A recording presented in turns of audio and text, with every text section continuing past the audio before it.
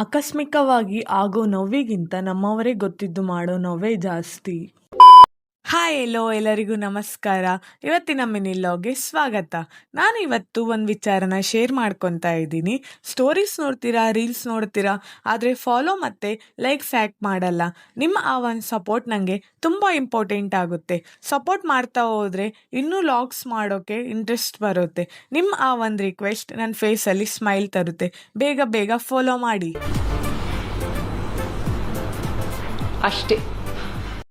ಅಷ್ಟೇ ಅಂತ ಹೇಳ್ತಾ ಮನೆ ಕೆಲಸ ಎಲ್ಲ ಮುಗಿಸ್ಕೊಂಡು ಇವತ್ತು ಟ್ಯೂಸ್ಡೇ ಅಂತ ಹೊಸಲು ಪೂಜೆ ಎಲ್ಲ ಮಾಡಿ ರೆಡಿಯಾಗಿ ನಾವು ಹೊರಟೆ ಕಾಲೇಜ್ ಕಡೆ.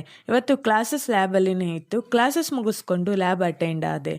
ಕೋಡಿಂಗ್ ಸ್ಟೂಡೆಂಟ್ಗೆ ಎರರ್ ಬರದೆ ಹೋದರೆ ಅದು ಎಷ್ಟು ಖುಷಿ ಆಗುತ್ತೆ ಅಲ್ವಾ? ನೀವೇನಾದರೂ ಕೋಡಿಂಗ್ ಸ್ಟೂಡೆಂಟ್ ಆಗಿದ್ರೆ ಕಮೆಂಟ್ ಮಾಡಿ. ಅಲ್ಲಿಂದ ನಮ್ಮ ಫ್ರೆಂಡ್ದು ಕೆಲಸ ಇದೆ ಅಂತ ಆಫೀಸ್ ರೂಮಿಗೆ ಹೋಗಿ ಆ ಕೆಲಸ ಮುಗಿಸ್ಕೊಂಡು ನಾವು ಹೊರಟೆ ಮನೆ ಕಡೆ. ಇಷ್ಟೇ ಇವತ್ತಿನ ಮಿನಿ ಲಾಗ್. ಇಷ್ಟ ಆದರೆ ಫಾಲೋ ಮತ್ತು ಕಮೆಂಟ್ ಮಾಡಿ. ಅಷ್ಟೇ.